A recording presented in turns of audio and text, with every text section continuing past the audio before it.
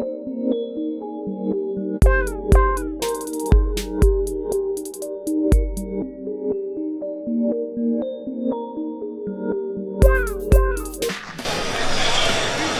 right, perfect. Okay, so I'm here with Larry Lurr. First thing is first, I'm getting people to sign this controller. I need your autograph on it. All right, got you. So here's the pen. Wait, you reaching? You got a pen? No, I got you. Oh, okay. I thought you were reaching, but I was like, oh man, you already got one. Actually, that'd be next levels. Yeah, you bring it like, no, save yours. I got my own. This one right here. I have really bad writing. Listen, I'm just telling you right now. The more unique it is, the better. Oh, perfect, Larry Lurr. Let me drop this on the ground. All right, Thank you, sir. Okay, cool. So, I want to ask you some questions on how to get better at Smash. My first question is, what are some things to consider that players should consider when they're actually trying to improve? There are a number of things, but the thing I would say is the most important is just know like the basic level stuff like early percent combos, how you should be positioning yourself with your character, know your character in depth, because a lot of people don't do that, things like that.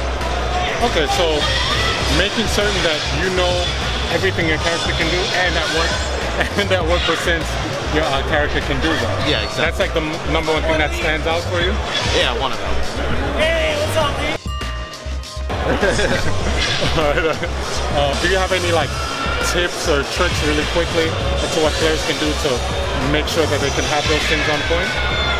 I mean, just lab. That's just like a big grinding process in my opinion. Because I mean, obviously you can ask people, but when you figure it out yourself, you will most likely not forget it. Oh, I see. So get in the lab. You're saying like training mode. Yeah. Okay, cool.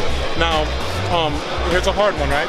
Now, when someone feels like they plateaued and they can't reach the next level, they've hit that proverbial glass ceiling, what can some players do to like try to overcome that and get to the next level? Like, and you can tell me about your story too as well as like how you progressed at that. So I think that what people should do when they feel like that is just make sure that you don't get too comfortable with your play. Like, if you're like 100% comfortable about how you're playing and doing things, there's something wrong because there's something you can always improve on. Okay, so never be always hungry. Don't be complacent. Okay. So like, you might feel like you've plateaued, but obviously there are things that you need to work on. Look at your worst attribute as a player and just improve on that. Okay. So figure out like, do you have any ways that you can figure out like what your bad attributes are? I mean, you can analyze it yourself. Some people just like know straightforward what it is.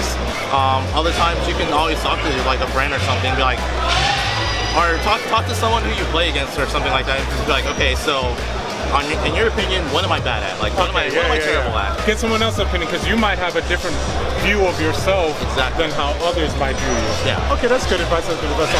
One last one, right? Is okay, so what are like some bad habits or mistakes that players make when they're trying to improve, when they're trying to get to that next level? Like, what are some like player pitfalls that they make?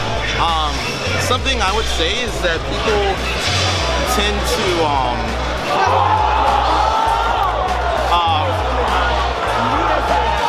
oh, that's my boy, Josh. Oh, dang. But anyway. Yeah. So before I got interrupted. I know.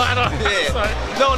You're fine. I was losing my phone. Yeah, you're like, oh, what he did? He spiked him? He did the angel spike. Oh, with the banana down there. Okay, cool. So what was I gonna say? That was game one. That was 2. It's 1-1.